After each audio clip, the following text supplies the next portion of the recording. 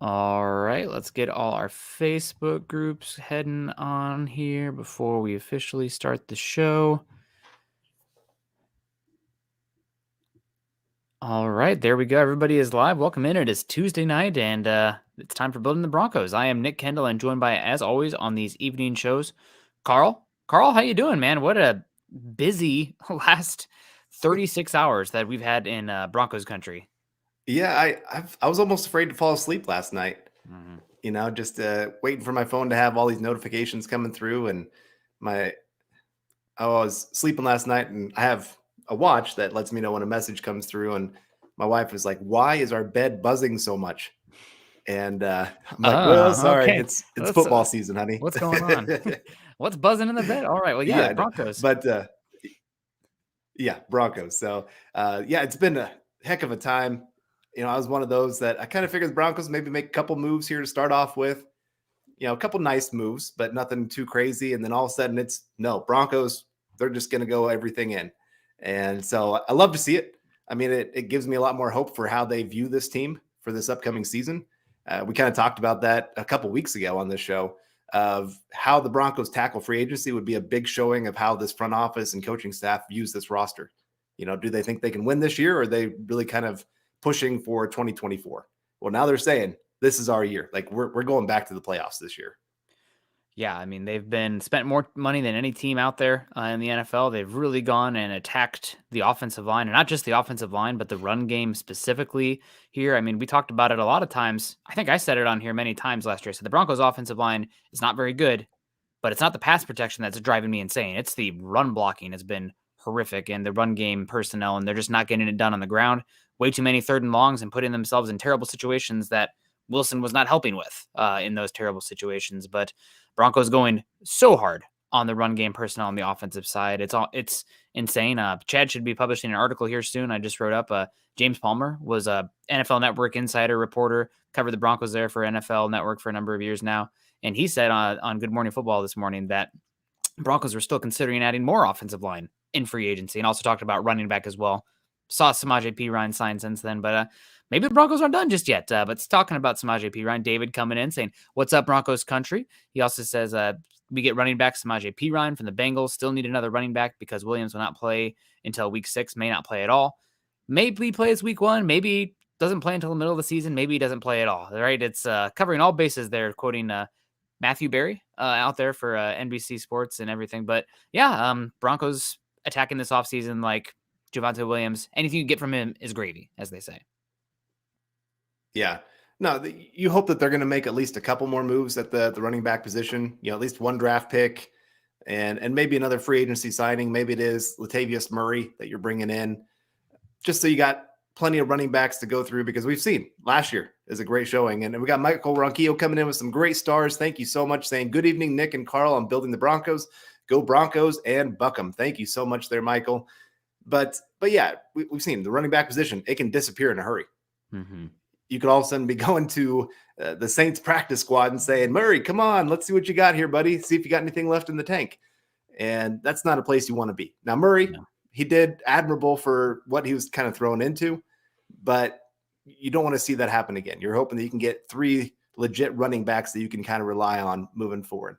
And so you got one of them now. Now, Perine, he's not been the true number 1 for a whole lot of games. Last year, I think he had maybe 2 games where he was the number 1 when Mixon was injured. So he's got some spot starts here and there, but for an actual, like, hey, you're our lead back, you are our bell cow, he's not been that guy since college. And you could even argue in college, Oklahoma's always had kind of that rotation of we want to have about 3 or 4 running backs that we can throw at you and just keep churning them out. So it'll be interesting to see what else they add to the position. Yeah, Samaje Perine, one of the best pass protecting backs in football. Pro Football Focus has had him graded super high there, but even just like the tape has been amazing there in that regard. Solid out of the backfield, tough runner as well. He's not going to create a lot of explosive plays, I guess is the way to go. You can get the ball in him in spacing and make a guy miss, and then he has space in front of him. He can, take advantage of that. But as far as explosiveness, vertical run game, it's just not there with him. But as far as being a part of a rotation and having a very specific niche, the Broncos running back room and the run game got a lot better today. So that's great. Yeah. That's pretty much all you can ask for a signing like that. He makes me think of, we talked about this with the Broncos with having Russell Wilson here. You want to force teams to go to single high coverage.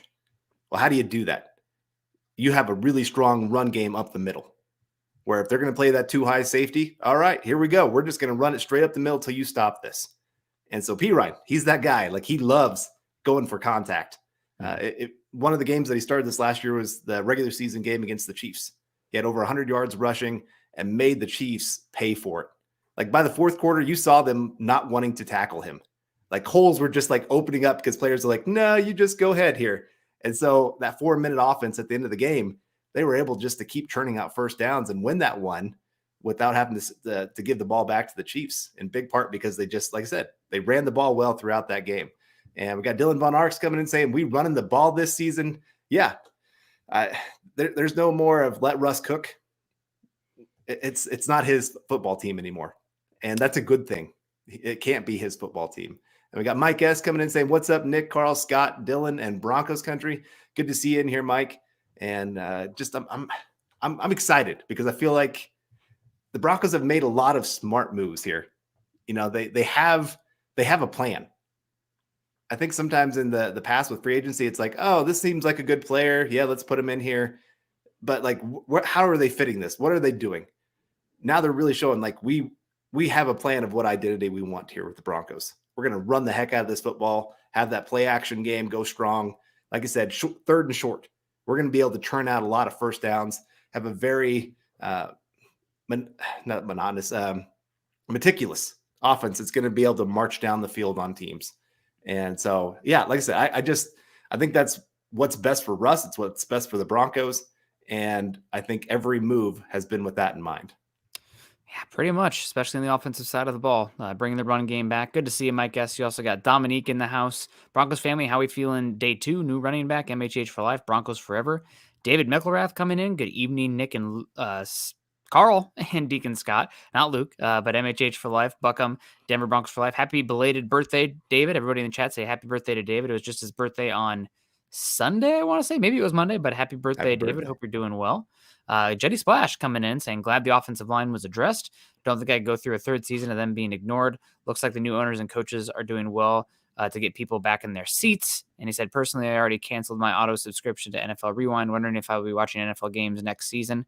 Well, hopefully we will, and hopefully we have those butts in the seats for the Broncos. Looks like they're going to be competent this season. I'm very hesitant to say that after, last season blowing up like the Hindenburg, but should be a better team this year. And guess what? They're going to be in way more games. They're going to be executing at a higher clip. There's not as many facepalm moments as we saw last season. So, and also not as much just tough to watch. There's nothing, maybe this is just me being an Iowa Big Ten kind of guy, Carl, but nothing is more painful to watch than your team getting beat to hell in the trenches. And we've seen that a few times. Those are just the worst games to watch. We're just getting physically whipped. And not that the Broncos have done that every single game, every single week, but adding to the way they asked the offensive line so far says that they're going to be the team hopefully coming in and whipping on some teams. Right. So you would be happy about this. I don't know about happy, but I had somebody message me yesterday. They said, hey, have you ever watched that Iowa kicker or Iowa punter? I was like, yes, more often than I should have. Oh. They were excited about the idea of the Broncos going and getting that Iowa punter. He's back in Iowa for another year. Yeah. So next year, maybe. Yeah. Maybe. We got Michaela Israel. Excuse me, Michaela. Good evening, Broncos country. Good to see you, Michaela. We appreciate you coming in. Michaela was coming to Supers this morning. We always appreciate that. Chase Wellner with the flexing on us. Good to see you, Chase. Jace Stillos coming in saying there are a lot of good edges in this year's draft. Absolutely. And Carl, we'll have a lot of time to get into building the Broncos via the draft here. But I think my general thought on how this team is set up right now, yes, there are still some question marks on the team, like maybe one of the safeties considering Caden Stern's health, maybe still another running back to the fold. Definitely center is up there as well, but picking 67, 68, I think those are the numbers. It really depends on if you were including the Dolphins forfeited pick or not. But pick 67, 68, I don't think they have to go any singular position, which is crazy to say considering how many holes there are. But with how thorough they've been in free agency so far, let the draft come to them. And I think there will be centers, running backs there if you want to go that way, but you don't have to. Right. Yeah. Every position, I would say you have a baseline player that you could be okay if you had to start them. Like, you're not going to be happy about some of them. Like Lloyd Cushenberry, if he had to start, I'm not going to be very happy about that decision. But he's at least got some starting experience. He's worked with Russ before, and he's got two decent players around him that can help him. That's the nice thing there. You hope you can still upgrade on it. This draft looking really good at the center position. I was going to ask you, and maybe we can get into this a little bit later, but of the top centers in this draft, now looking at how the Broncos have built this team and what they're looking to do, does it change your order with how you rank those centers? I still don't know about the 6'6" Joe Tippmann playing in front of Russell Wilson. I know they just signed the 6'9" Mike McGlinchey at right tackle, but Joe Tippmann at 6'6" on the interior kind of makes me a little bit concerned about him. I think John Michael Schmitz is 6'4" and built a lot wider, so he's one that's up there. Also, I know that at the Senior Bowl, I'm sure Scott cut it up, but Steve Avila played mostly guard at TCU, but he took some snaps at center in that game as well. So I think Steve Avila and John Michael Schmitz are my top two center options for the Broncos. Cody Mock's also considered a really awesome center upside player. Hasn't played left tackle at North Dakota State, but I think he's more of a zone scheme one. I don't see him being the massive wide guy who can really just sit down and anchor and be a stump in the ground. Right. And if you go Avila, can you imagine that interior of guys that are about 320, 330, just running straight up the middle with Perine right behind him, or Perine, sorry. And we got Jay Steele's coming in saying, Phil McLaughlin coming in with stars. Thank you so much there, Phil. Saying, good evening, Nick, Carl, and Deacon Scott. I'm thinking these signings will open the draft a little bit more. Hashtag go Broncos, hashtag MHH for life, hashtag Buckham. Yeah, exactly. Like you just said, you can go a lot of different directions and feel good about it. You could go, as we were talking about a little bit ago, the edge position. This is a deep edge class. You could go add a guy that you feel like really adds to this group, and a Zach Harrison who can help in the run defense, because you don't have a lot of great guys on the edge for run defense. He's going to get a lot of playing time if he gets to do that. It's something that the Broncos still kind of need. Like I said, you can go center, you could go running back, you could even go wide receiver, tight end, and feel like, hey, we're adding something that this team could need, not only this year, but moving forward.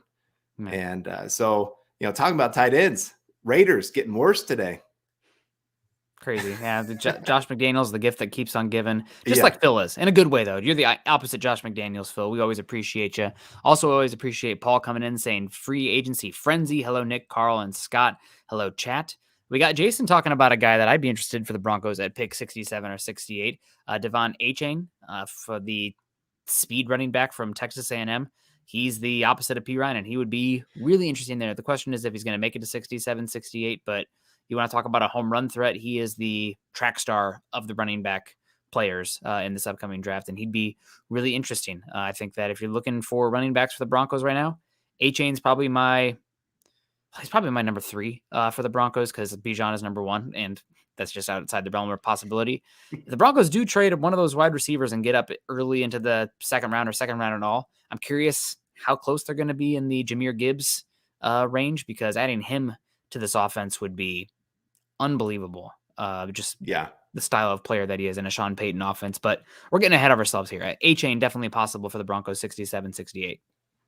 Yeah, no, that would be a home run hit for the Broncos. And I mean, he'd literally be the home run hitter for that offense. And it's not that he's just a track star. He's actually a pretty decent football player. He actually has some okay vision, and you give him a little bit of a crease, that guy's taking it 20 plus yards. So yeah, wouldn't mind that one bit if the Broncos decide to go that direction for the draft. Yeah. A lot of fun players here. I'm talking about it in our little group chat this morning. Feel like, we all kind of clowned George Payton a little bit when he had the press conference saying, we think we're in the sweet spot of the draft or something like that. And obviously it's better to have earlier picks so you have a chance at better players. But looking at this draft right now, in my opinion, I think it falls off a cliff at about pick 80. Just looking at like the mock drafts, I did mock draft before the combine came, or before the free agency kicked off, and I ran 20 simulations on PFF. And like pick 67, 68, I almost always like the options available. I was going to come away with 2 good players. Pick 105 or whatever it was with the Broncos 4th round pick. I was having a harder time because just none of them felt good. And I looked even 10 picks before. None of them really looked good besides the guys who I disagree with wholeheartedly with the simulator or the big board that was being used. But I don't know. I think that you can have a chance to get a couple good players there, 67, 68, that can contribute immediately and long term, and contributing immediately to us. George Fox with the Stars coming in here saying, do you see the Broncos getting another running back in free agency? Denver Broncos for life, hashtag MHH for life. Thanks, guys, for all your insight on the team. And like George says, hit the thumbs up. We appreciate that, George. Thanks for the shout out and thanks for the super. Broncos could certainly bring in another running back still. I think it's much more going to be like the cheapest possible contract kind of guy. They might circle back around until after the draft also to see what's still available. Let's say like the Broncos go into it and like, yeah, if a running back we like falls to the 3rd or 4th round, we'll take him.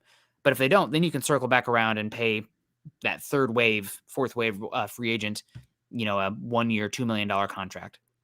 Right. I mean, you're looking at like a Latavius Murray kind of thing. You can be patient at the running back position. You don't have to go make another big signing to feel good about the running game.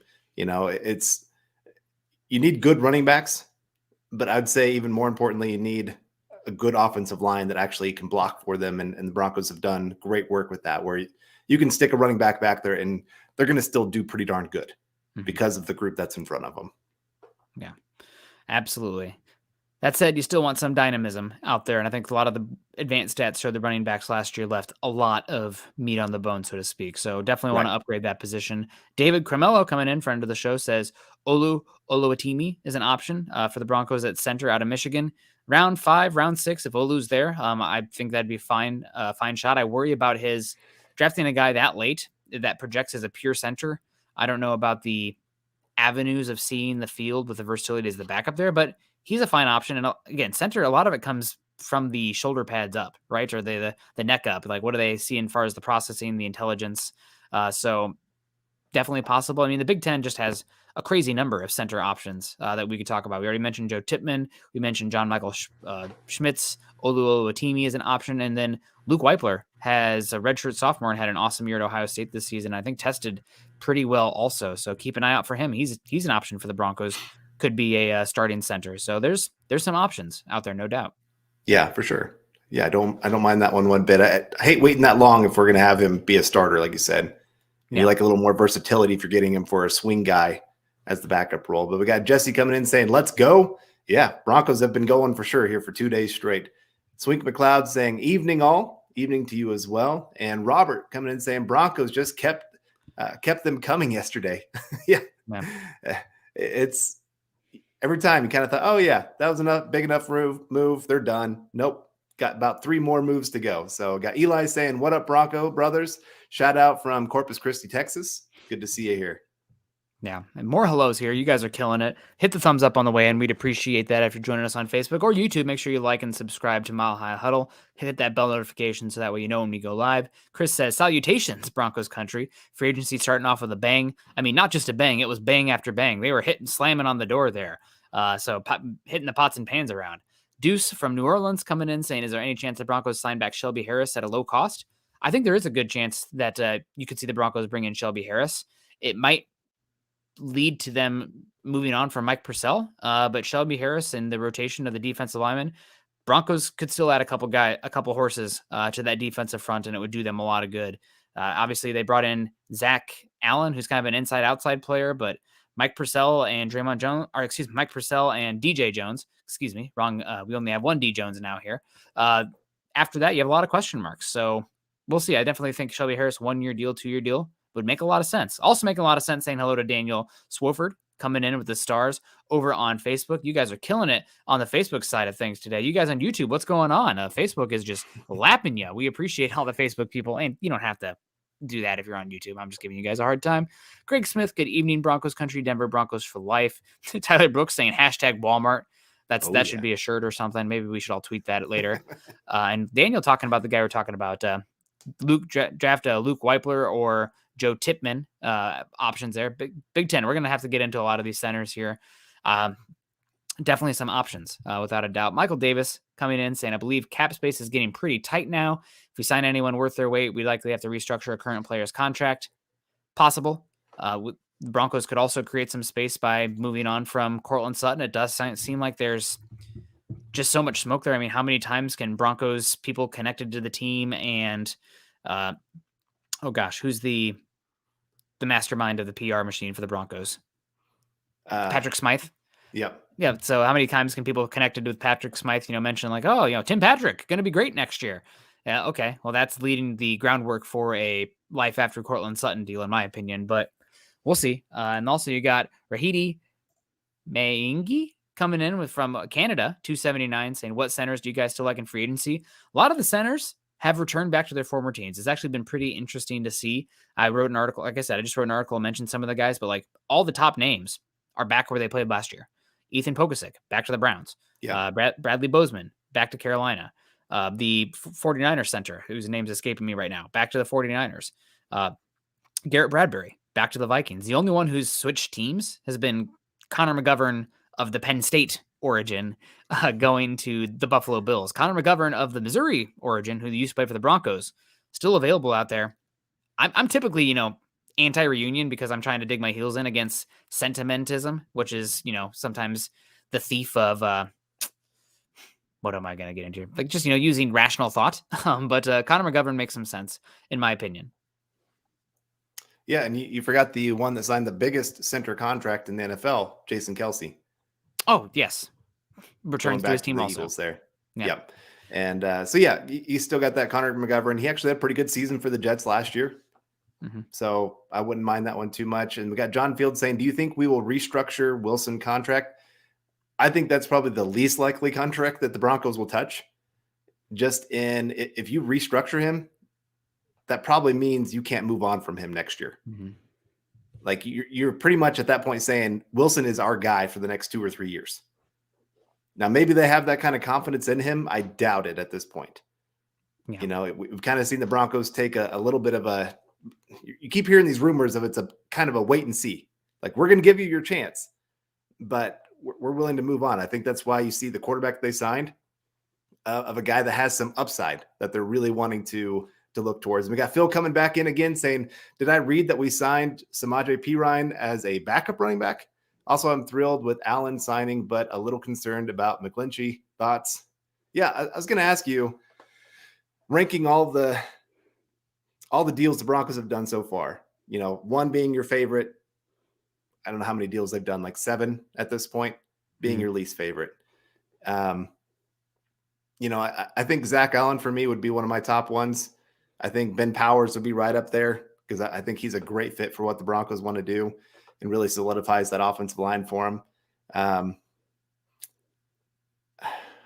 number one is obviously Manhurts, the blocking tight end they got from Jacksonville. Who's an absolute ass kicker. I don't know if I could say that on here in the run game, but he's awesome. Yeah. I mean, and Scott and I got a good laugh this morning. I mean, you're trying to build a running team and you signed a guy named Powers and a guy named Manhurts. I mean, Jesus, are we like a 5th grader just naming random people here just to like fit their profile? We should sign the naming team.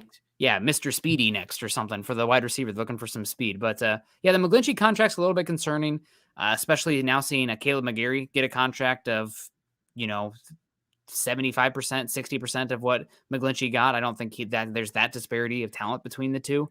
I also know a bunch of people that I really respect in the industry talk about the Broncos signing of McGlinchey, like pretty concerned about the contract compared to the player value. They think that he's a similar, somebody like Brandon Thorne compares him to a similar caliber player of Andrew Wiley, who signed for like 60% of the contract that McGlinchey signed. But somebody that Sean Payton wanted, you hope that they're right. Just because they are in the field doesn't mean they're going to be right. But Broncos identified him as one of their number one guys, if not the number one guy on the offensive side. And they went out and paid dearly for it. Let's hope it works out. Yeah, that's where I'm at too. I do think him being another year from his quadricep injury makes a big difference. You kind of saw a lack of power compared to before. But we've got Gary Palmer coming in with the super chat for $9.99 saying, sorry guys, still adjusting to the time change. Did you talk about Perine? Yeah, a little bit. Gary, I'm glad to see you here. I understand. That gets me every single time. We'll talk about him some more here in just a little bit. We got Michael Davis coming in as well with the super chat saying, aloha, gents. if we get Gregory, Simmons, and Bowles to restructure, who should we target? We'll need to move quickly to get CJ GJ. Hashtag MHH the best. Yeah, so there were some rumors last night. Broncos and CJ GJ were kind of in this little bit of talks going on. He was following a bunch of different Broncos and the Broncos themselves on Instagram. And then all of a sudden he kind of started deleting some of that. So, yeah, I think the Broncos, they're not done. They still have plenty of room where they could go out there and make lots and lots of moves if they really wanted to. That's a nice thing is they've actually got some contracts that are set up well. And beyond that, we still have the news of Cortland Sutton. Is he going to be a Bronco? Is he not this next year? You know, that opens up a lot of cap space where you can go sign a CJ GJ. You see with the structure of the contract so far, most of them have been where that first year cap hit, very team friendly. Mm-hmm. Now, obviously, they're going to have to figure out some cap stuff moving forward. But when you've got Walmart money, you don't really worry about it too much. Cap keeps getting bigger too, right? Too big to fail. They're like the banks. Yeah. As far as those contracts, I don't think you see them approach Gregory or Bowles because approaching them with a restructure means you lose flexibility to move on from them after this season. Heard a lot of rumors early in the offseason about won't they keep Bowles, approach him with a restructure before he denied it. Now it's coming up. They're paying McGlinchey big money next year. Maybe they're not looking to pay both tackles a sum that large. So I think Bowles probably one you don't approach with a restructure. Gregory as well, considering his injury history. You don't want to be stuck to him. If let's say he gets injured and misses next season, oh crap, we can't move on from him because we restructured him. So I think they want to have that card in their pocket. Simmons is the one that I think I would approach with a restructure. I think his style of game is going to age gracefully. I think that his track is fine. I'm okay committing more years to him. So That's the one I'd be interested in. Yep. We got Naj coming in with a $19.99 super chat. Appreciate there, Naj, saying, hey, brothers, how do you see the wide receiver room this year? That's the $1 million question right now for the Broncos. I do think that they're going to trade one of their wide receivers. One, I think they want more draft capital. Two, I think, if I remember right, they have one of the most expensive wide receiver rooms in the NFL right now, which is kind of crazy. I mean, at least for cap hits this year. You know, we're only looking at this year. And so I do think with especially Cortland Sutton's number, when they're going, you're not worth $18 million with how you've been playing. And there are some teams, it sounds like, that are interested. Patriots are one of them that I know have been making phone calls about wide receivers after losing Jacoby Myers. So I do think he'll be gone. Tim Patrick, great player. I think he fits really well with what the Broncos are trying to do. He's a great run blocker. Jerry Jeudy, he obviously showed there at the end of the year, can be a huge playmaker for this team. KJ Hamler, I think the Broncos can we can take it. You know, if he's here, that's great. If it's not, it's not going to be a big deal to us. So I think they're still looking for a speed wide receiver because they can't really trust him to stay on the field. I don't know if they go to the draft or if they go to free agency to find that. You know, I know Cooks is still wanting out. I think he's trying to set the record for most trades ever for a player. I'm pretty sure he's actually trying for that. I really think that's a Guinness thing that he's trying to get. It would be, he's been traded 3 times. I have no clue at this point. I've lost track. The Saints, the Rams, the Patriots, the Texans. I think that's 4 teams, 3 trades. Yeah. I would assume. But something like that. Yeah. Yeah. So that the Broncos, how do you see the wide receiver room? It sounds like they're trying to trade one of these people on there. The rumors just keep circulating. Personally, if I can't get better than a mid 3rd round pick for Sutton, if I can't get better than a top 40 pick, top 35 pick for Jeudy, I'm not interested. Just speaking for myself, I think that you're selling low on both of those guys, especially with where the wide receiver market is right now. I am not compelled to trade any of those players, but if somebody makes the offer, then I could, have them pried away. But I'm pretty concerned about some of the rumors about the trading them, and I hope they don't accept a lesser value. Because something I talked about earlier, trading outside of the top 75, 80 picks this year, I don't really love the talent that far down. I think it kind of falls off a good bit. So yeah, I'd rather them keep intact unless somebody's willing to offer a very good deal. Other than KJ Hamler. KJ Hamler is I don't trust him at this point. I don't even consider him a part of the room, which sucks because I think he's a really talented player and a good dude. And I know he's dealt with some mental health stuff, but I can't really depend on him from a football perspective right now. Yeah, it really does suck. Like you said, when he's on the field, very talented. Teams have to respect what he can bring with that speed, beating teams over the top. But when you can only count on him for maybe 4 or 5 games a year, that's not worth a whole lot at this point. And the more those injuries keep piling up, it just keeps getting worse and worse. So he's going to keep losing more and more athleticism with each injury. I'm with you. You didn't need to block. You didn't need to block hot water music. Also, he was laughing and said, "What are you smoking? A top 35 pick for Judy?" The point of that is, you need to freaking compel me to make the move. And if I don't feel compelled to do so, I mean, Chase Claypool got picked 32 overall. Ha ha ha! What the hell are the Bears smoking? Right? That's a horrible trade for a player that I think is less talented than Jerry Jeudy, with less years of control than Jerry Jeudy had. So I am just, if you are going to move from one of those guys, if you think that's a bad deal, then all right, move along. We're keeping him. That's you're kind of proving my point here with that one, hot water music. So not smoking anything though, other than, brisket maybe every once in a while for myself, not for the wife who's vegetarian, but appreciate that. And you, again, making my point for me on that one, or helping me further make my point. Yeah, no, and really to make this offense work, you need weapons. Yeah. He needs those matchup nightmares that can actually go win those one-on-one battles. Sean Payton can scheme guys open, but he has to have a guy that can win that one-on-one battle to make it work. And, in the run game, we're seeing he loves bodies. Like, he wants those big bodies that can go out there and just maul people. Mm-hmm. Like, my offensive line, they're just going to be better than the guys that are across from them. They're going to move them. That's what he wanted with the Saints. Worked great. But then he wants those weapons again that he can kind of spread out. He can run different schemes. He can run different formations. And just figure out, okay, how are we going to get this advantage? That's why I don't think the Broncos are done at the tight end position. Wouldn't surprise me if they want another weapon as a receiving option moving forward, where they can run 2 tight end wide receiver or 2 tight end receiving options running down the field. But we got Jamie coming in saying, what do you guys think of the new backup quarterback? Well, he's an upgrade over Jarrett Stidham, the name Jarrett Stidham, signed from the Raiders, drafted by the Patriots in the 4th round by way of Auburn, by way of Baylor. Scott, don't know if we got back around to that, but he did originally play at Baylor in 2015, transferred, sat out a year, and then 2 years for the Auburn Tigers. So Jarrett Stidham. Right. So really, to me, this move, I think it's a very smart move for the Broncos. You're not going out and getting a guy that really is challenging Russell Wilson this year for the starting job, but has at least enough that you feel okay if he has to play a few games. We saw with the Raiders last year. Got in there, played a great game against the 49er defense. Better than what Russell Wilson showed by far. What do you have, like 3 touchdowns in that game, over 300 yards passing? Looked great. He has a good enough arm. He's still young, still developing. We've seen with Sean Payton, he takes guys and elevates their game. Mm-hmm. I can't remember who says it that I talk to on a regular basis, but they say, some coaches can take a guy from being good and make him great. Can take great guys and make them legends, and that's what Sean Payton does with quarterbacks. And so if he can get this guy to elevate his game to that next level, Broncos could have something. You got him on 2 years. Let's say Russ doesn't play great this year. You got him. You can give him a year. Maybe you got a rookie that you start working to develop. I think just the timing of how it all works out, and the price is a little more than I really wanted to pay for what he's shown so far. I mean, he's only started a few games in his career. But at the same time, like I said, there's more upside with him than a lot of the other guys that were on the market.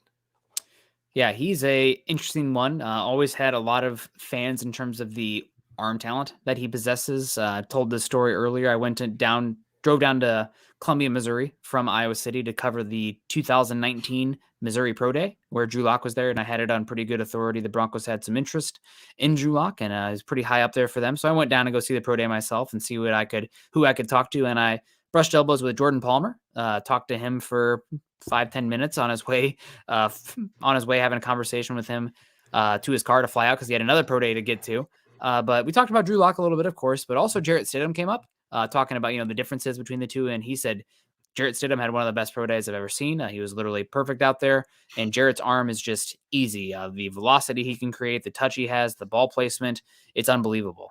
So Jarrett Stidham's a guy who always has had incredible arm talent. Hasn't always been there for him with the decision making. But this is somebody that Sean Payton identified. Also has a relationship with Davis Webb, the Broncos' new quarterback coach as well. So they're taking a shot here, and a guy who has NFL traits. And that's the biggest thing between Brett Rippon and Jarrett Stidham here. Why moving on from Rippon for Stidham? Rippon, God bless him. Seems like a great guy, also really intelligent, great in the locker room, apparently in the quarterback room in the meetings. But he had a, squirt gun arm out there, where Jarrett Stidham actually has an NFL caliber arm. So you can do a lot of different things with him, and gives the Broncos an option that if things kind of get off the rails because of an injury or Wilson not playing well, you have somebody you can go to who you actually have some curiosity about, that it's not just going out there in a sacrificial lamb, which, sorry, I think Brett Rippon out there was more of a sacrificial lamb caliber of quarterback. Yeah, that's exactly it. I remember going to training camp last summer, and Rippon, like I said, he's smart. But if he misses the read, if he doesn't understand fully what's going on in the play and he's late at all, it's a pick six. Mm-hmm. That's the big difference there. He just can't hit those throws when he's a little bit late. Where a guy like Jarrett Stidham, Russell Wilson, those guys, they have enough arm talent that they can still make some of those throws. And he's got a little bit of athleticism. He's not a lame duck back there by any means. Mm-hmm. And so I think, like I said, you're taking a little bit of a shot. It's a low risk, medium reward, I would say. I don't think he's ever going to turn into a top 10 quarterback by any means. I mean, maybe he shocks me. I'm guessing when Drew Brees went to the Saints, no one thought he was going to turn into a top 5 quarterback, and now he's a Hall of Famer. So you just never quite know. But like I said, I think it's a medium reward kind of situation for the Broncos. And we got Jeremy coming in saying, "Good evening, fellas. Excited to hear Carl's take on free agency so far." Yeah, so really my take is, like I said, I love that the Broncos have a plan. I do think a lot of the contracts, you could argue they've overpaid from what a lot of people thought they'd maybe be getting. McGlinchey, I think he got what I probably thought he was going to get, but I didn't think he was deserving of that kind of money with what he's shown on the field. Ben Powers, love that deal. Honestly, that's probably one of my favorite ones. I mean, it's a lot of money, but he's a very talented player. And it's also set up in a way, sorry to cut off real quick, but I think it's important to talk about it. It's set up, it's a 2-year deal with 2 option years after it. So the Broncos can get out of it if it doesn't work. It's kind of like the Graham Glasgow situation where the contract, they signed him to a 4-year deal and it was massive, but the year 3 and 4 were options. And the Broncos decided last season to approach Graham with a restructure that dropped the pay cut, not even a restructure, a pay cut. And then this last, the 2024 season still had almost like no dead cap and you could save a bunch. So I'd say Ben Powers doesn't work out. You have him here for 2 years. And worst case, it's similar to a Graham Glasgow situation where, you can free up a bunch of money for somebody who didn't quite work out. It's not like you're totally tied to him. So you have a lot of flexibility and team power over that contract, despite what the sticker price looks like. Right. And so then you've got Manhertz. Love that. You needed that. Broncos don't have that kind of tight end on the roster. You were kind of hoping Eric Tomlinson would be that guy, but he was very up and down. I'm not sure what all happened. Just really the whole offense was out of sync. So maybe that was just a part of why he had this really down year compared to the year before. But I love that setup for the Broncos. Again, you got an extra offensive lineman on the field pretty much at that point. Perine, again, a little bit of an overpay for the running back that you're getting, but fits what the Broncos want to do. And I heard a description of him, and I kind of liked it. They said he is what we hoped Royce Freeman would be when the Broncos drafted him. He's that power guy that can really chuck out those yards, can run through some tackles, can help you big time in the pass game because he's a big time blocker. Like that guy loves to go hit people. I watched him take on some edge guys all by himself. Like they trusted him with that. They're in Cincinnati. And he might have been their best blocker because their offensive line was not great. But and he offers something in the pass game too. He's got decent hands. He's not a great wide receiver, but he can go catch a ball and he can go make a play. There's a play that's circulating on Twitter right now of him like taking it 40 yards for a touchdown against the Chiefs. Like some of his best plays have been against the Chiefs, which makes me very happy in hopes that continues. So again, like that one, I really like Zach Allen. I know, like I want Draymond Jones back too. But I don't think Zach Allen is this huge downgrade for the Broncos. I think he's better in the run game. I think he's a step down in the pass game. And so you can kind of argue how those balance each other out. And I think he brings a little something different to the pass game. I think he had 8 knockdown passes last year. he plays with more length, if that Yeah. makes sense. I just see the club move, the swim move, seems like a play with more of length, where Draymond was a little bit more slippery, getting off guys, beating guys, ghosting guys as well. Not the not answering girls' text messages, but ghost move against him in the pass rush department. But yeah, I agree with you. I think Zach Allen, great get for the Broncos. Also, only 25 years old right now. He'll Yeah. turn 26 in August, but like you're betting on a guy who's probably just figured it out. And apparently, if Mike McGlinchey was Sean Payton's, number one, like we need this guy this offseason, which apparently pretty high on him. They really wanted him. Vance Joseph was pounding the table saying, we got to go get Zach Allen. That's a guy that is impressive. And I know that, this will send a shiver down some people's spine, but like the mold of DeMarcus Walker that the Broncos kind of wanted with him, where it's an inside outside pass rusher who can play some heavy stuff on the outside, then kick inside to 3 technique, 4-eye. Zach Allen actually showed that on tape this last year and did pretty damn well at it. Yeah. And I would add in Draymond Jones, a little bit of the personality always kind of rubbed me the wrong way. And I disagree with that, but well, it just, I love Draymond. Okay. So him, tagging or, liking different tweets of how much he hated Sean Payton or Russell Wilson. Like, to me, I'm going, come on, dude. Yeah. And I say that about Jerry Jeudy too. Yeah. Like, Jerry Judy's learning. He's gotten better at not quite going to social media every time something goes wrong. But, and that's the same with Shelby Harris. I know some people talked about bringing him back. He said a lot of bad things on the way out. Like, pretty much like, good riddance, Denver. I hated you anyway. And that's not exactly word for word. I'm not trying to say that, but he definitely burned some bridges that he's going to have to rebuild if he wants to be able to come back to Denver, in my opinion. I want him back in Denver because I think he is a plus player. And if you can add him to that rotation, I think that's a good thing for the Broncos. But so, yeah, like I said, like the Zach Allen move. And is that all the moves so far the Broncos have made? Oh, Singleton, bringing him back. Again, a little bit of an overpay. And I worry a little bit about his fit going from, Evero to this new one with Vance Joseph. VJ. Yeah, with VJ, because he's requiring a lot more athleticism from his linebackers. That's not really Singleton's game. So I feel like he could maybe take a step down in what he brings to the field. Now, he's still a great run defender no matter what defense he plays in. He's going to get a lot of tackles for sure. I just worry a little bit if he has to do that. Now, with Darren Waller leaving the division, I feel much better about that signing just because he's not, you're not going to have to ask him to go cover this 6'5", 250-pound guy running down the field that can run a 4.5. So I feel much better about that, but still a little bit leery on that one. So we got Geoff coming in saying, would love another cornerback or defensive end because I don't have faith in VJ yet. Would feel more comfortable if we had one more big defensive signing. Still can't believe Ramsey cost only a third. So here's the thing is people have to remember teams aren't just taking on just the player. Like, player alone, probably a first-round talent. But when you add in contract, that's the other part of the equation. Same with Cortland Sutton. I think if he was on his rookie deal, it would be pretty easy to get a second-round pick for him because teams are sitting there saying, hey, this guy has upside. He's still cheap. We can get this thing figured out with him. But once you start adding in that contract part of it, it really drives down the cost. And so I think that's what you're seeing. Like Darren Waller going for a third-round pick as well. He's a great talent, but his contract makes that a little bit harder. Yeah. And Ramsey's been on the downward trend past couple seasons. Cornerbacks are very volatile, and they can fall off a cliff in a hurry, as Broncos country unfortunately realizes, if you recall, the career of Champ Bailey at the end. But we don't like to remember that. We like to remember the good years. Speaking of good years, Ernie Mays coming in. Good to see Ernie. Hello, Nick, Carl, and Scott in Broncos country. Good to see you, Ernie. Let's see. Hopefully you're having a good one. Broncos only today for you, Ernie. Leadhead 78 Leadhead saying, what do you guys think about moving Baron Browning back to off-ball linebacker?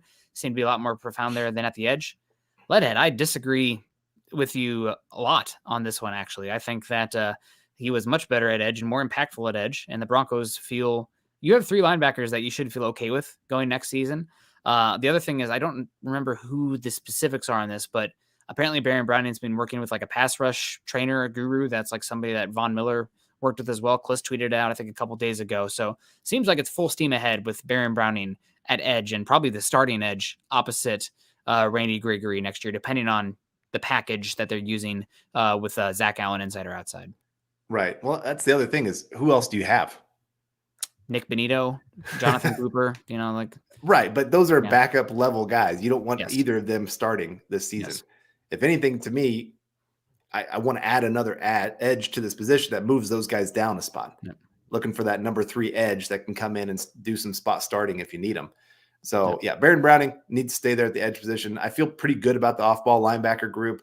Maybe still add another one through the draft or something like that, kind of a high upside guy later. But I mean, Jewell and Singleton are enough. Yeah. You want to upgrade, but they're enough. And again, I don't need to get on my pedestal with my own biases and preaching, but I think that linebacker and safety, you just need to be good enough there. You need smart players that are processing and do their damn job, as Bill Belichick mold.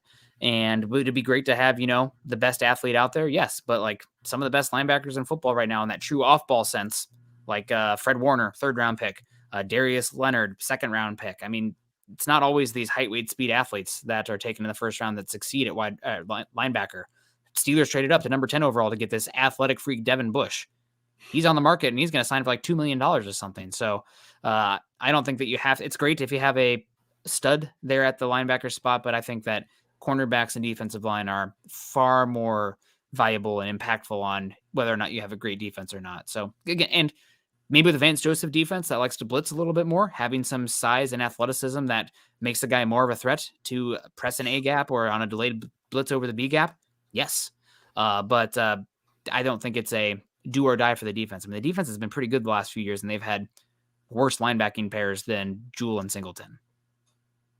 So, yeah, I'm with you there. Yeah, Campbell, right. Yeah, we got to get another Iowa guy in there, Jack Campbell. Now we're talking. So, Carl, when we're starting to wrap it on up here, about another 10 minutes or so, what was your least favorite signing the Broncos have made so far? What is the one that you think like 3 years from now, I'm going to be like, I always knew that was the deal that the Broncos probably shouldn't have signed. We should have gone elsewhere. Where are you at on that one? Not to toss some negativity in here, but the one that you're the most just weary about. McGlinchey. I mean, he's kind of the easy choice. Yeah. Biggest contract by far. And one, he's been injured a lot. He's kind of done I hate saying this name because it's going to drive everybody crazy, Juwan James, every other year. All of a sudden play 16 games, next year coming back with 8.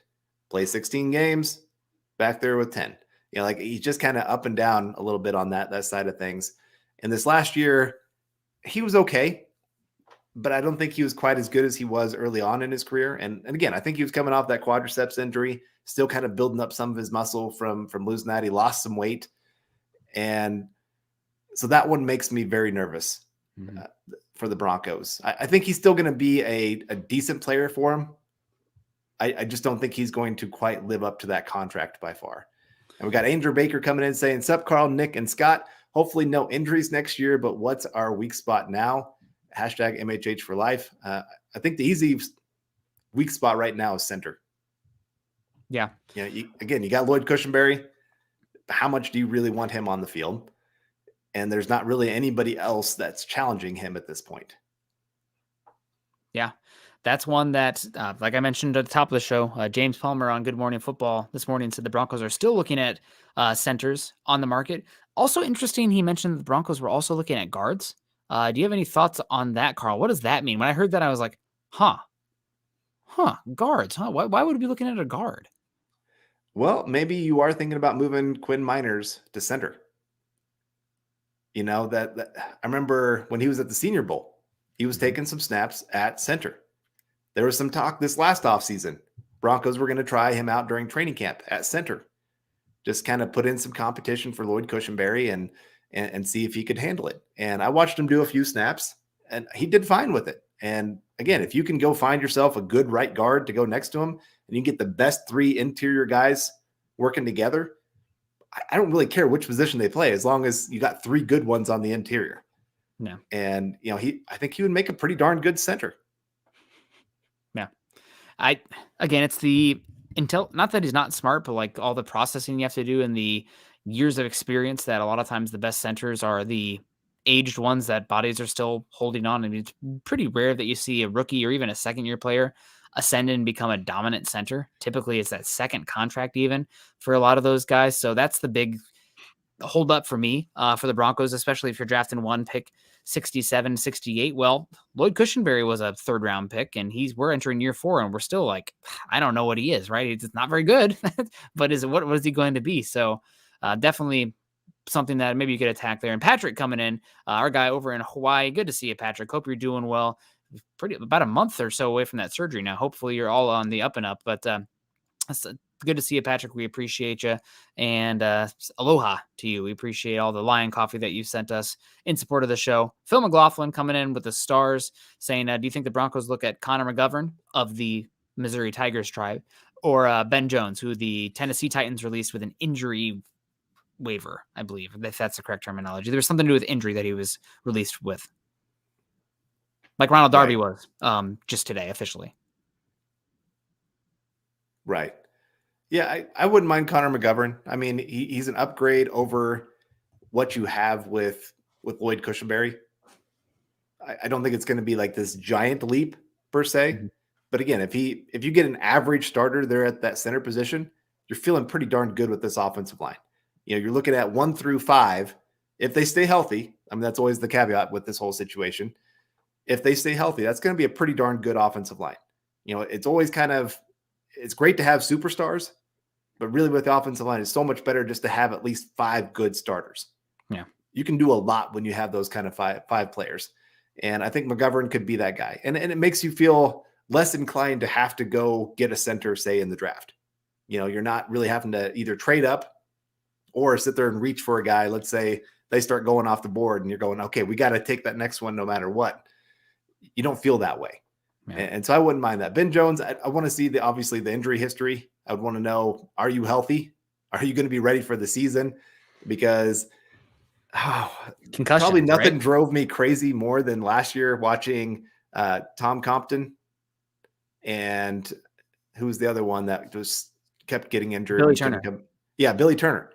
Here are 2 guys that we signed and thought, hey, maybe they're going to be 2 starters on the offensive line. When are they going to be healthy? Oh, it looks like they're a week away. No, never mind. It's going to be another month, and it got very frustrating watching that develop. And I don't want that same thing with a guy like Ben Jones, where you're hoping maybe he'll be ready for week 1, but then all of a sudden you're stuck with Lloyd Cushenberry having to be out there. Yeah, Broncos are obviously in a better position on the offensive line and the roster in general today than they were just 2 days ago. The center spot, though, is still questionable. Now, that being said, if they did have to play Cushenberry or, a cheap veteran for 1 year, we always said that the offensive line probably was going to be pretty damn hard to completely turn over in one season. So that would just be a placeholder spot where you hope, cost control. That's worst case scenario, right? That's the worst case scenario. I think it's as likely that Cushenberry is completely cut outright as he is starting, if not more likely that he is starting next year. But that's one of the avenues right now. And heck, maybe he gets it together. Maybe he's better with a stronger squatter player next to him, like a Ben Powers versus Dalton Reisner, who, both of them shared skates sometimes, getting bull rushed at the point of attack. So talked a lot about the starters here. Carl, now we're talking, I've seen a lot of comments about the backups here, and I've been thinking about this the whole show.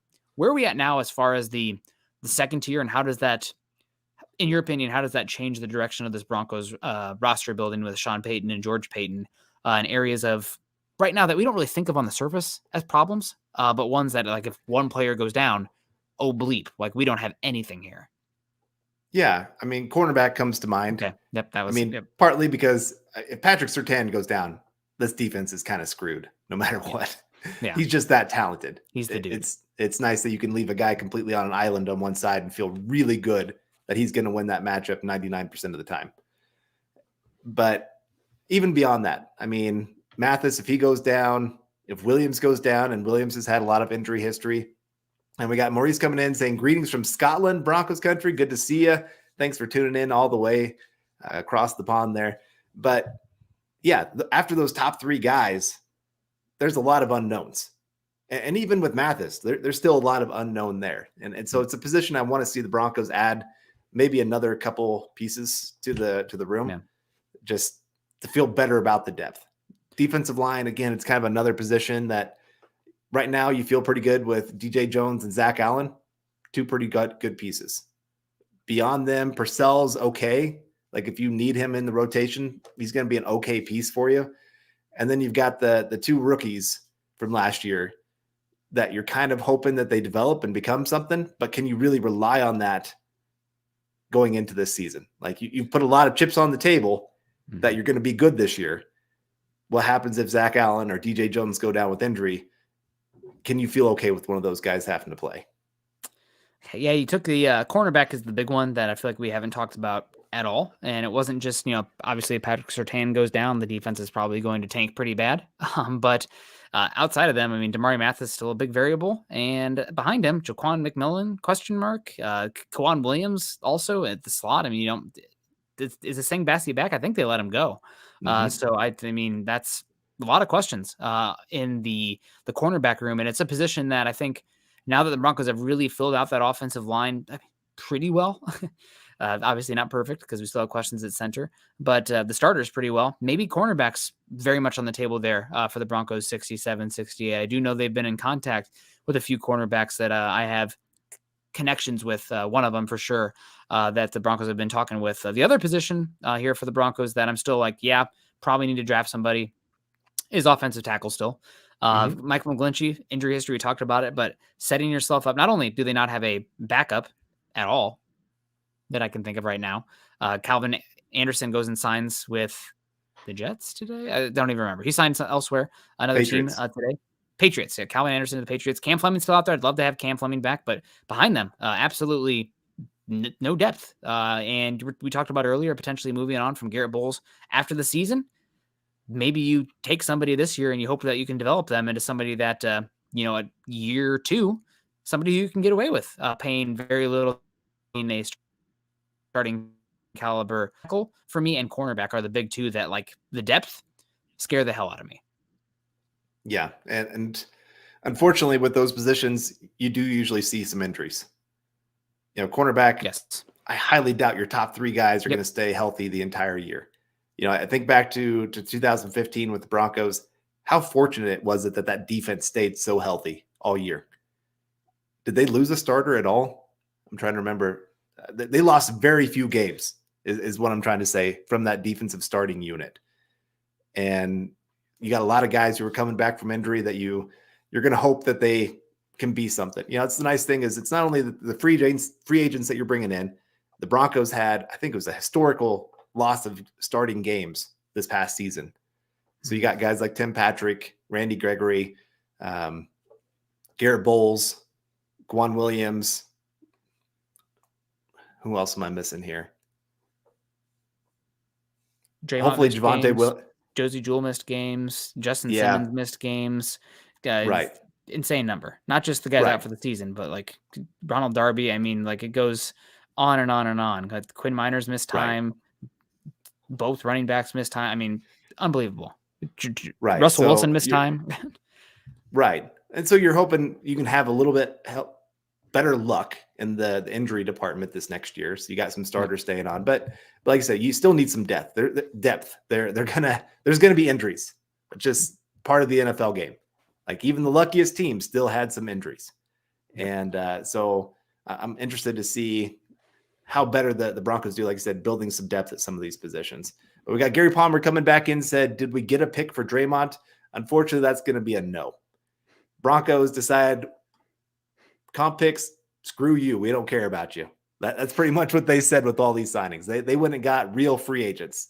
And so the Draymond contract gets canceled out by the McGlinchey contract. If Dalton Reisner signs for a decent contract, that's going to be taken out by the Ben Powers contract. So on down the road, there's no chance the Broncos are getting a comp pick unless there is a coach that leaves or a GM, something like that happens. I don't know if they have any coaches that would qualify. I don't think so. I don't know. Can a position coach go into a coordinator role qualify, or do they have to become a head coach? I thought they had to become a head coach. And they had to be on the team for multiple years. Yeah. I mean, you got the defensive backs coach that's been here for multiple years. Christian Page. And also they retained, the Dixon on the defensive line. But if those guys go and become defensive coordinators, I don't know if that qualifies. I think they have to jump up to head coach.